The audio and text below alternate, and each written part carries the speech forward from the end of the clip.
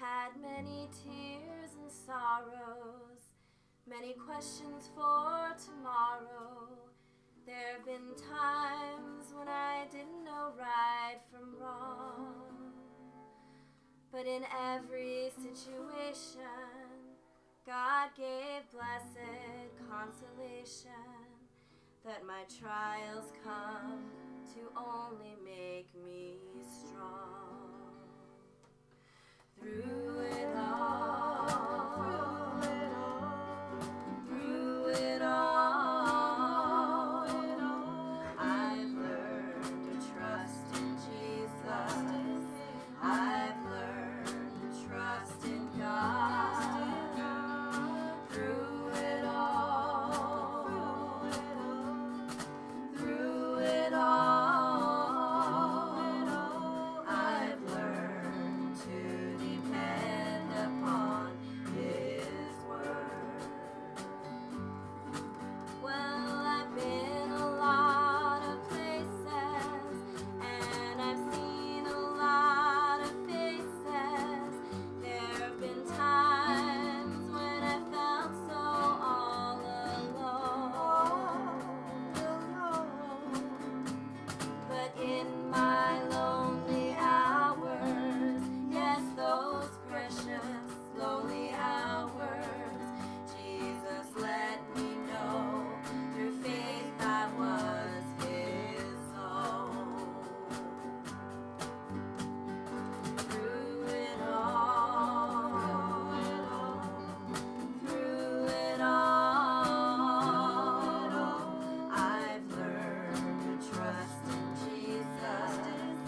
I've learned to trust in God. Through it all, through it all, I've learned to depend upon His word. Well, I thank God for the mountains, and I thank Him for the valleys. I even thank Him for the storms He brought me through. For if I never had a problem, I wouldn't know that He could solve them. I wouldn't know what faith in God could do.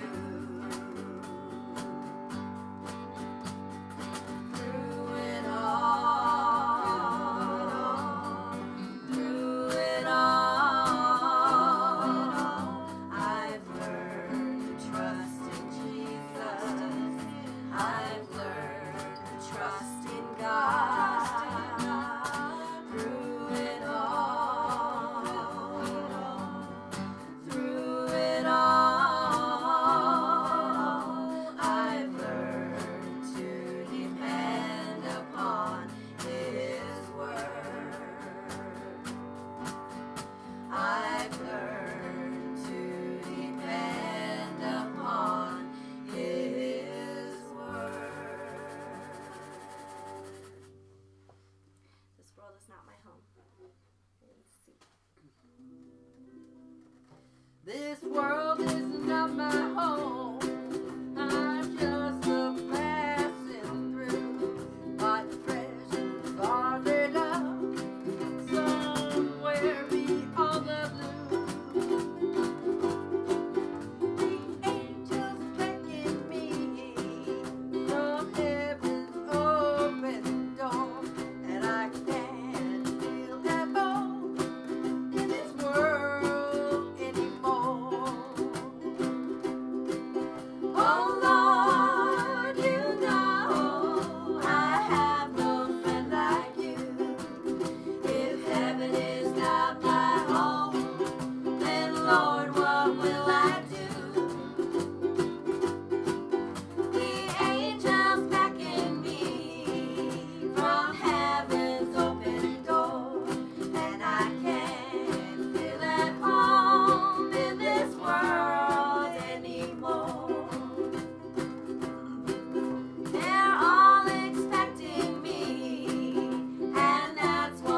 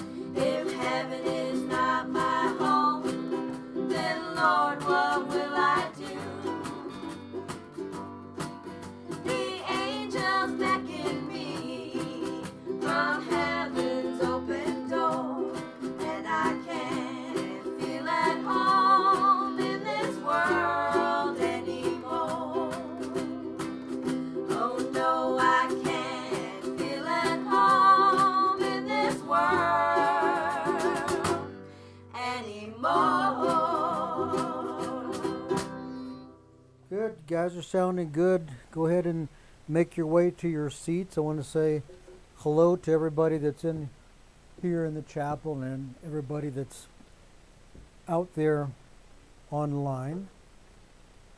Greetings. This is the Children of the Free Church Ministry, and we gather here live every Sunday evening at 8 p.m. Mountain Standard Time for the teaching. Archives are available on this same site as well as on YouTube, and I invite you to check them out. If you haven't listened before or if you haven't listened much, you need to do that. Stay on the same page, as they say, of what we're doing.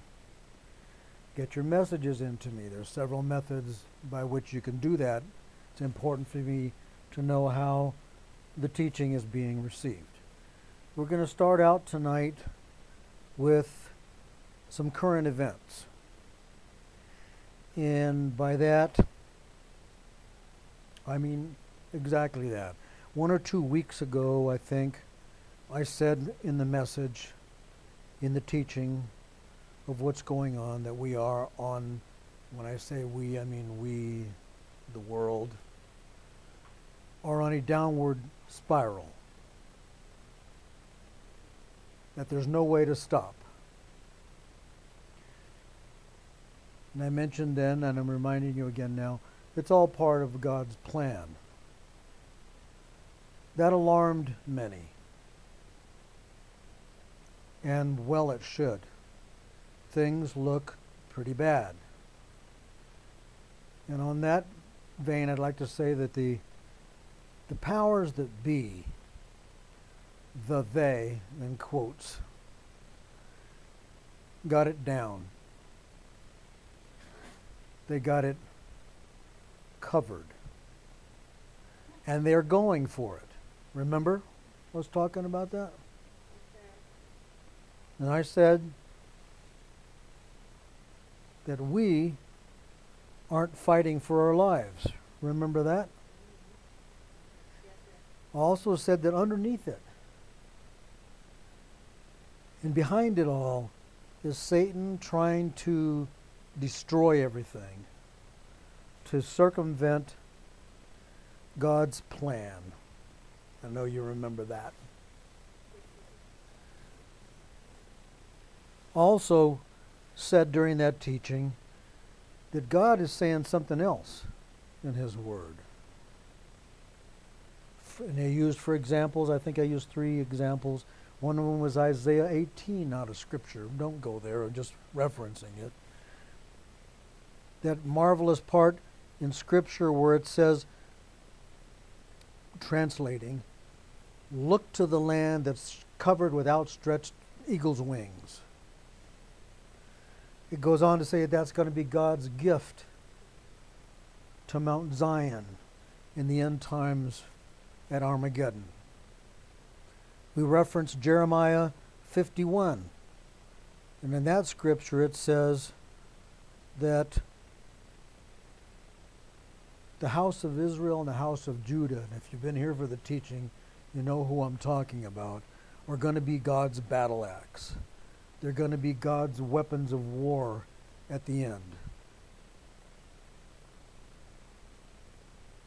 We also referenced same book, Jeremiah 4. That's where we told you that in Scripture it says that the house of Judah and the house of Israel are going to walk together to the land that God promised them. And I asked you then, and I'm repeating to you now, in view of everything I said before, how can that be? If we are destroyed, if the United States is destroyed, the world is destroyed. And I remember saying, and you'll remember me saying, it's going to be interesting to see how God does this. Because it looks like this spiral has been accelerated. It looks like the evil side of things and Satan and his cohorts are trying to get things destroyed before God does what he plans to do. Because as I referenced before, Jesus said, when I come back, am I going to find faith in the earth? And Satan, in essence, is saying, come on back. You're not going to find anything here. And that's what's going on right now, this race and battle to wind things up. It'd be interesting to see how God is going to do what he said he's going to do. And after having said that, since I said that in this past week, reminding you again that the powers that be were firmly entrenched. Plans made. Troops deployed, saying that in quotes. They, in quotes again, whatever you want to call them, the New World Order, or the Illuminati, working through the progressives and the liberals here, and the Democrats, did not seem to be beatable. Yet, in spite of all that, and in spite of them owning the media, and in spite of what I'll just encapsulate and call voter and voting fraud, and that encompasses everything from faulty voting machines, which I'm sure we've all heard about, to voting ballot antics, like the ballots weren't delivered until the polling place was closed, to illegal voters, to all that together. The country rose up, and again, I keep saying in spite, but it's true, in spite of all of this, completely changed the potential, underline that, the potential for right. Now, I'm no fool. The Republicans are no angels. For many, and I'm amongst them, we believe there's not a hair's breadth difference between the aisles, and I mean between the right and left side of the aisles in Congress and in the Senate. And I'm so sick of politicians, I can hardly stand to look at them without wanting to grind their face into the ground and saying things that don't mean, and they're empty phrases, things that don't mean anything. And you know what I'm talking about, to oversimplify and over-exaggerate. You know, they're out there with their hair well coiffed and they're well suited up with their ties, saying, if you vote for me, and then I'm going to get that problem taken care of. Yeah. Standing ovation. Everybody jumps to the... He didn't say anything. He didn't tell you how he's going to do it. He didn't tell you when he's going to do it. More importantly, he didn't tell you who's going to pay for it. And you know exactly what I'm talking about. Same, both sides of the aisle. But the potential for right was moved on. Remember I said, be interesting to see how God does this. It doesn't look like there's any way. Well, I think God entered in. And a clear message was sent. And I'll sum that message up in 7 words. We do not want what went before. Period. Now, the work really begins to turn the country around. Just the potential is there. And it's going to be, and I'm telling you folks, I'm honor bound to tell you, it's going to be the most dangerous 2 years in our history. Okay? Most dangerous. Because, and I'm going to lump them all together, the vindictives, we'll call them all together. It's going to be the most dangerous 2 years as the vindictives try every parting shot they can get away with while they're still in power. So realize that. And don't forget that the power underneath all this, the one who's called the prince of the power of the air, which is Satan, has been set back. And not only is he mad, but he's going to back up and look for another opening to get us. And I've taught you this before in the scripture where Jesus and Satan are more or less debating. And Jesus defeats him, or Satan can't get victory there. It says in scripture that Satan withdrew for a season. Bad translation. That makes you think he left Jesus alone and went away. The proper translation of what they're translating as he withdrew is like a boxer in a ring who backs up looking for another opening to get you. That's what Satan did. And that's what Satan's doing now. And that's what the vindictives are doing now. But nobody expected this turnabout. I think it's God reining things in. His plan is still in place. He's still on his throne. Things are still going to go the way he wants them to. But Satan's not going to shortcut it and destroy things if we do things the way we're supposed to, and we believe God's in control. So that's the end of my comments on the current events.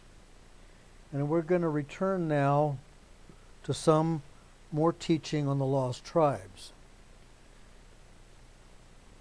Summarizing what's gone before, all the teaching that we've done so far on the lost tribes, and it's considerable. Those of you who have been through the 6 or 7 messages will attest to that. And before that, when we taught in the book of Daniel, verse by verse, and showed how God entered in, knew what was going on before their captivity, and placed Daniel in a place where he could interpret the heathen king's dreams of the visions of the beasts and all that. You remember the teaching. God showing again his control and letting us see things that were prophesied in Daniel's day, about Daniel's future, his far future, that came to pass in our distant past. So we can see what God said was going to happen did happen. And we can hope in confidence that what he said is going to happen in our future is going to happen.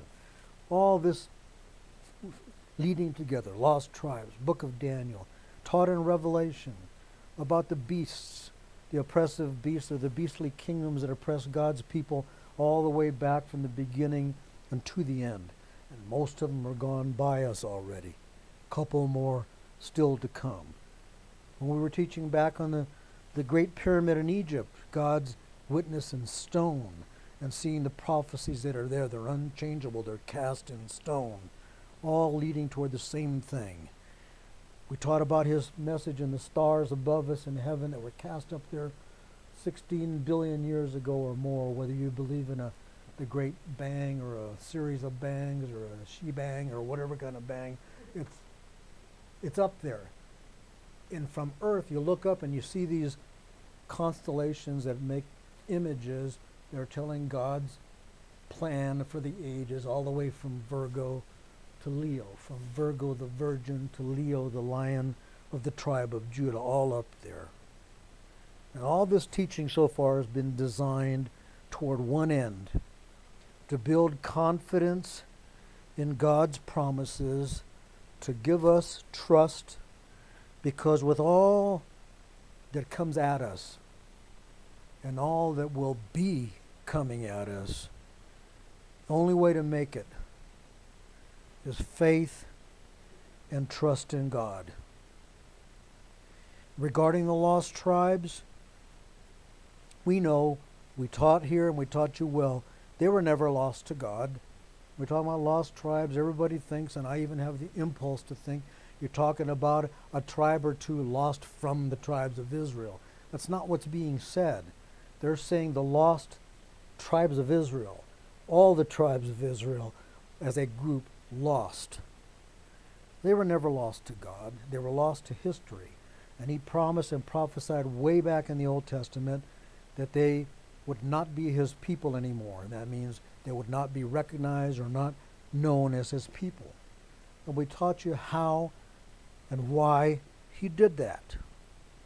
We taught about their, and I'm going to say this parenthetically, their controlled dispersion to people and to populate Europe and the British Isles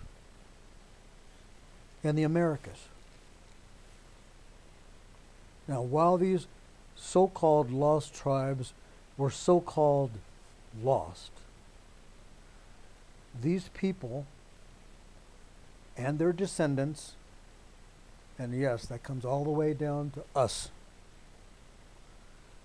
are often and mostly really found to be, if you look throughout history and look at the record, realize who they are found to be fierce fighters and famous for it. And you go, I mean, you have a tendency to go, what? Hebrews? I mean, you think of Hebrews and on the surface and ill-taught, you think, isn't that a bunch of Jews running around in the wilderness? No, we know better than that. They're fierce fighters and famous for it. I'll give you two examples. And we've been here before, but we're going to go there again and expand a little bit, then we're going to go to a big example. One example out of many is the Picts. Earlier settlers, Hebrew, in the British Isles, that were fierce, fierce warriors. They were called Picts because they painted themselves, just like in the movie that we've seen, Braveheart. Remember Mel Gibson? He's in mostly blue and a little white. You know, he's all painted up. They did that. That's a reality. Mostly blue, but they painted themselves other colors. And start perking your ears up and listen to this, the kind of fighters that they were. And we say, and you'll get a chuckle about this when I tell you what I'm about to say, put flesh and blood on the Bible. These guys went into battle stark naked.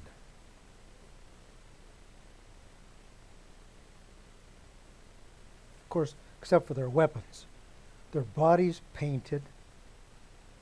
Their women went into battle beside their men. Right. Most people don't know that. Nothing new. Women's libs, nothing new. They went into battle beside their men. They took heads, ISIS. They were fierce, bad fighters that could not be beaten. Then there was the early Celts, sometimes called the Scythians. And I gave you a bunch of their names: Scuth, Succoth, Sakasuni, which means sons of Isaac. Also famous for their fighting abilities. They fought as mercenaries with other nations because of it, because of this fighting ability. They were famous, and I've told you this more than once, they were famous, these Scythians, or Scythians more properly pronounced, for being able to ride a horse in battle at full gallop, mind you, and draw an arrow on a bow over the horse's neck or under the horse's neck, and hit the target, firing right on target. Now, if you remember the teaching, God back in the book of Genesis said that Joseph, and he was talking about the house of, which is another name of the house of Israel, Joseph, the house of, not the man Joseph, would be super archers. That's one reason why we taught that on the dollar bill, the eagle's holding 13 arrows in his talon. Why arrows? Well, Joseph is going to be super archers. When the Roman Empire, at its height, mind you, not on its decline, at its height, was in existence, it had great trouble in those British Isles. They could not beat those inhabitants in the British Isles. They could not defeat them in open combat, open battle. They were only able to subjugate them through other means. Isolation, separation. Remember the old adage of divide and conquer? You divide them up and separate them, humiliate them in small groups and as individuals, beating them down through tactics. Not in open combat, which they could never do. The Roman Empire, then consequently settled in many of the towns in the British Isles and garrisoned their armies there, all around there. Roman Empire did, to keep a lid on things. Meanwhile, trying by attrition to beat them down. Which brings us to Boadicea, or Boadicea. And I know there's at least one in our presence who's going to insist that it's Boudicca, which is the modern name for her now. The Latinized version of her name is Victoria. I don't know if I told you that before. And as we move into her story, and especially her speech tonight, I'm going to want you to concentrate on two things. Number one, and apply these points to, number one, our founding fathers and what they staked for their/our independence. And also, number two, the current New World Order and the current administration and its leader/leaders. Okay? Now, I just told you they were Roman Empire legions garrisoned all over the British Isles, grabbing an individual or two or a family or two at a time and humiliating him and taking their possessions and slowly overtaking things.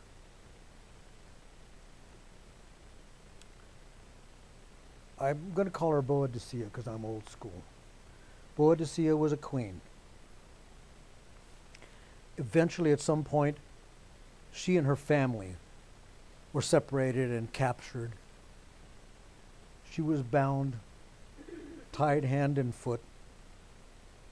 She was beaten, flogged by Roman soldiers, and then her daughters were raped in front of her.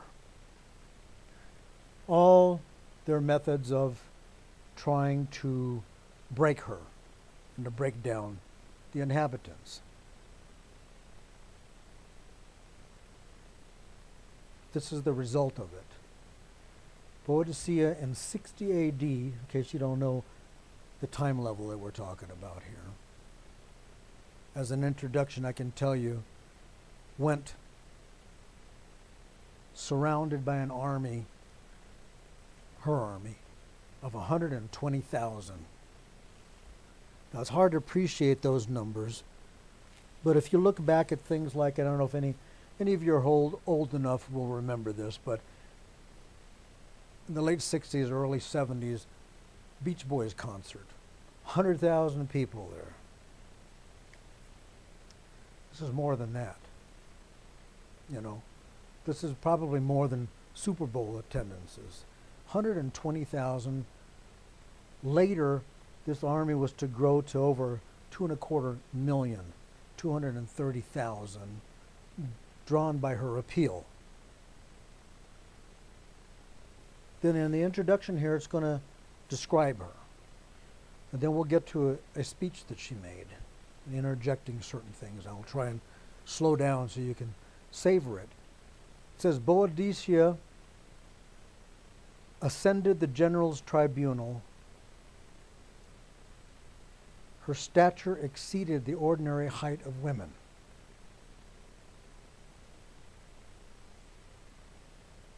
Put flesh and blood on this. Picture what's going on. You're looking at it. Her appearance carried terror. Her aspect was calm and collected, but her voice became deep and pitiless. Her hair falling in long red tresses, as long as her knees, was collected around her forehead by a golden coronet. She wore a tartan dress, fitting closely to the bosom, but below the waist, expanding in loose folds as a gown. Over it was a military cloak, and she held a spear. Okay? We're all on the same page. We're all picturing this. She says, I appeal to thee, a woman.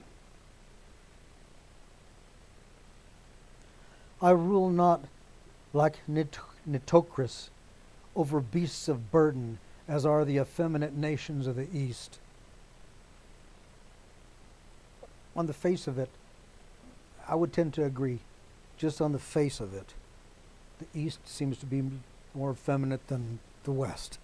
When I say, I rule not like Nitocris over the beasts of burden, as are the effeminate nations of the East, nor like Semiramis, we know who that is, over tradesmen and traffickers, nor like the man-woman Nero, over slaves and eunuchs. Such is the knowledge these foreigners introduce among us.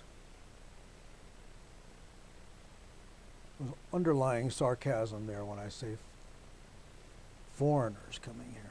These foreigners introduce among us, but I rule over Britons. Little versed in craft and diplomacy, but born and trained in the game of war. Now, focus in to what she's going to say here and think of the people who started this country. Men who in the cause of liberty staked down their lives, the lives of their wives and children, their lands and their property. I think it almost says things like that verbatim in our Declaration of Independence. This is in 60 AD. Those are the kind of people she rules over, she's saying here. Queen of such a race, I implore thine aid for freedom. For victory over, now focus on this thinking of today, over enemies infamous for their wantonness of the wrong they inflict, for their perversions of justice, for their contempt of religion, for their insatiable greed. Sound like anybody or anyone you know? She's talking about the Romans. It applies. Let's hear that again. I implore thine aid for freedom, for victory over enemies infamous for their wantonness of the wrongs they inflict, for their perversions of justice, for their contempt of religion, for their insatiable greed, a people that revel in unmanly pleasures, whose affections are more to be dreaded and abhorred than their enmity.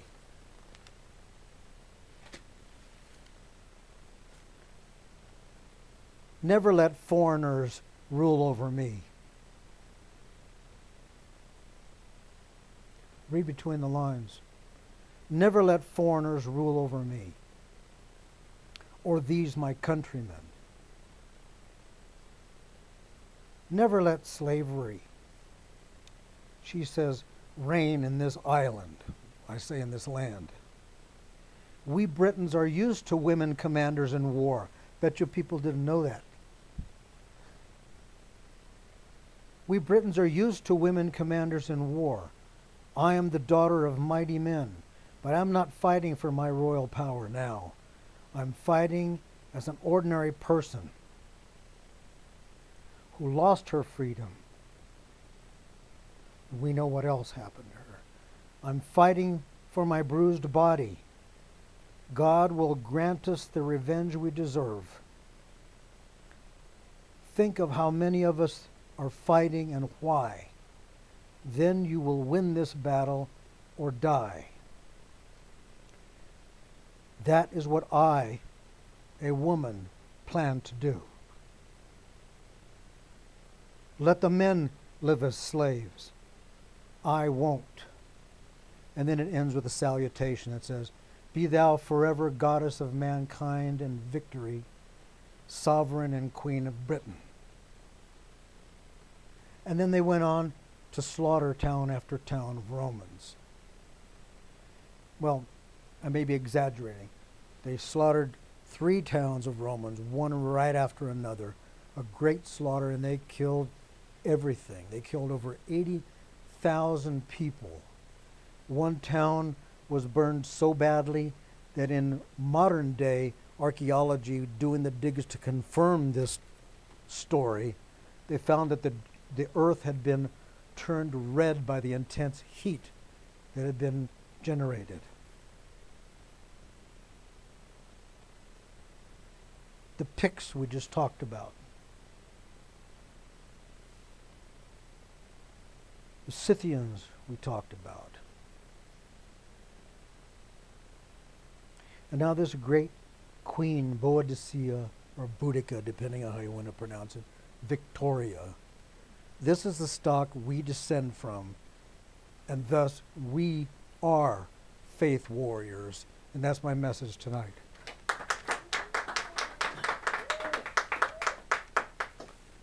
And it's offering time. Don't give unless you've been taught. You've been taught, then you act accordingly. You give where you receive the teaching. We're going to gather the band together to sing our offertory song, which is, I am with thee when I should say, He is with us. This is why this nation's never been defeated in battle. I told you before that we're not talking about Vietnam, we're not talking about Korea, we're not talking about Iraq. Those wars were not defeats. Those are wars that we stopped fighting. Defeats are when you get taken to the mat. That's never happened to this country, and that never will. You can see why.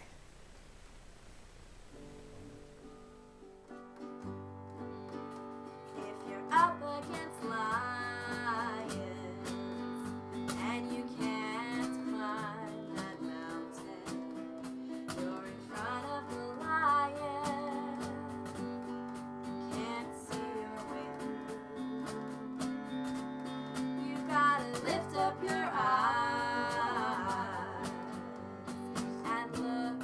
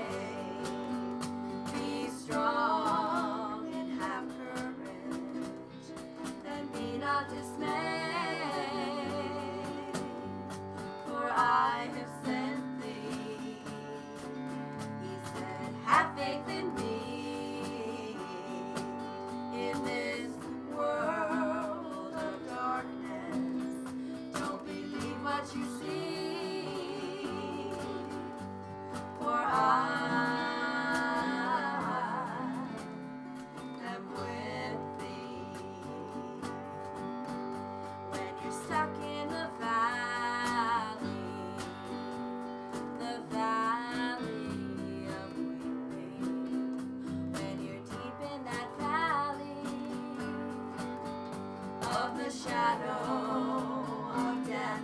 You gotta lift up your eyes and look to the Lord. You gotta trust in Jesus, and this is what he said. He said, be not afraid, be strong and have courage, and be not dismayed, for I have sent thee. He said, have faith in me in this world of darkness.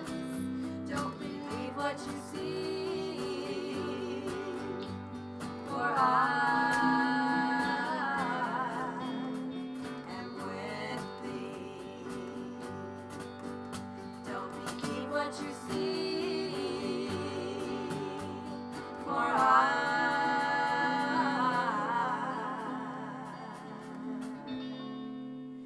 am with